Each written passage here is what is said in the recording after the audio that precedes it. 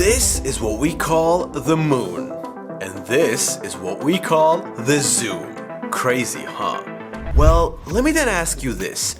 Which phone pops into your head when you see this insane amount of zoom?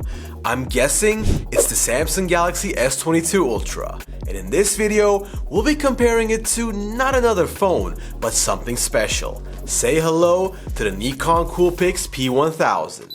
This beast has a mind-blowing 3000mm zoom and can go as far as 125 times optically.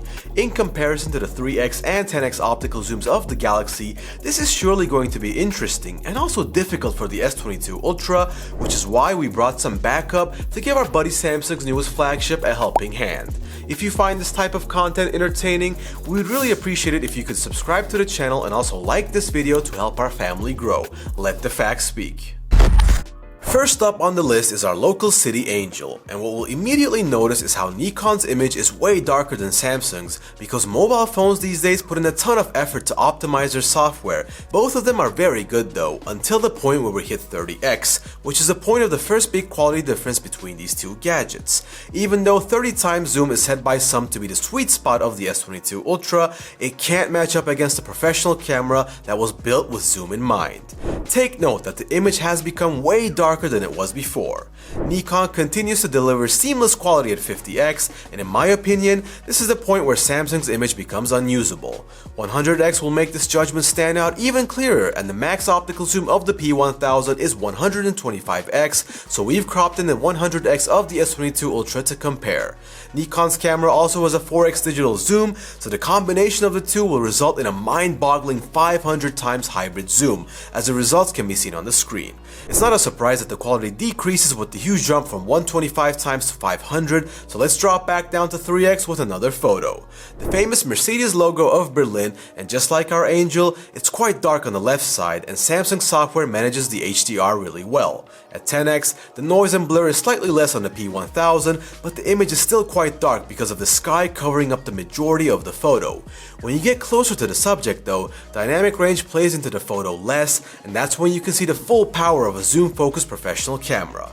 The quality is just amazing, and it becomes even more obvious at 50x, where you can see the small black dots on the sign, which are actually lights that are used for illumination at night.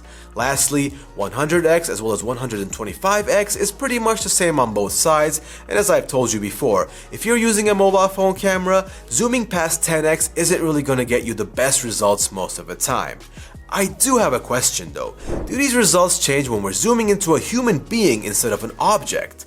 It seems that won't be the case, as I even like the 3x zoom of Nikon more here than the other photos, while 10x surely accurately portrays how a phone camera looks against a professional one.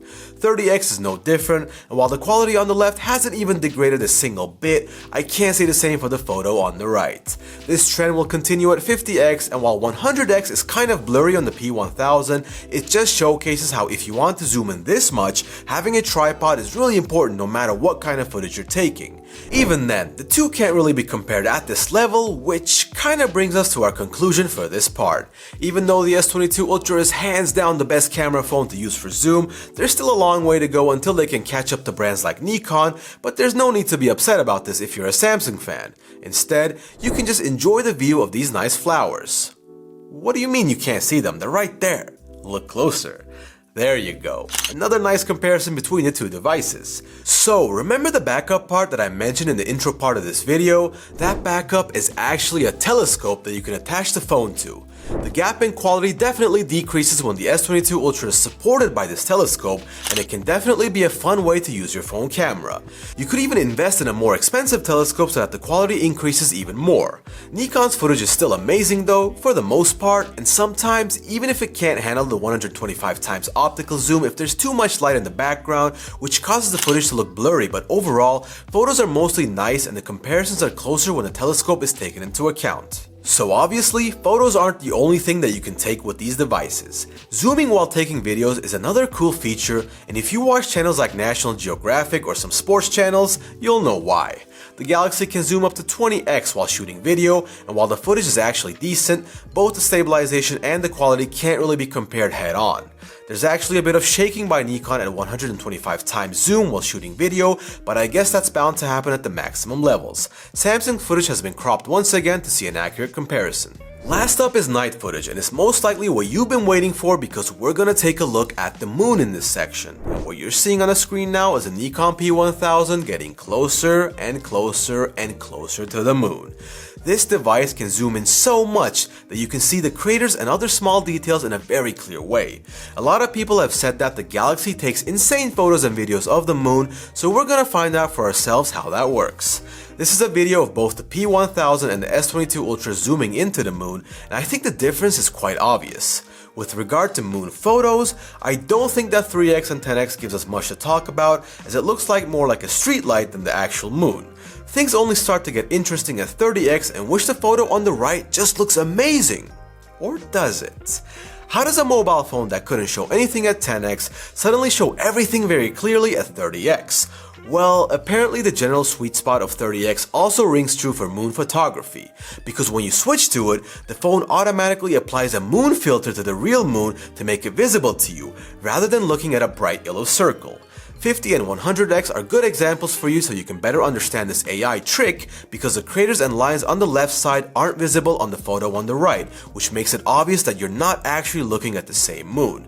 So how much does the telescope change the quality of the Galaxy at night? Here's a direct comparison of the 50 times zoom of the S22 Ultra with and without the telescope, and because we only use the 3x optical zoom lens along with the telescope, the filter isn't applied and you get much more realistic moon footage.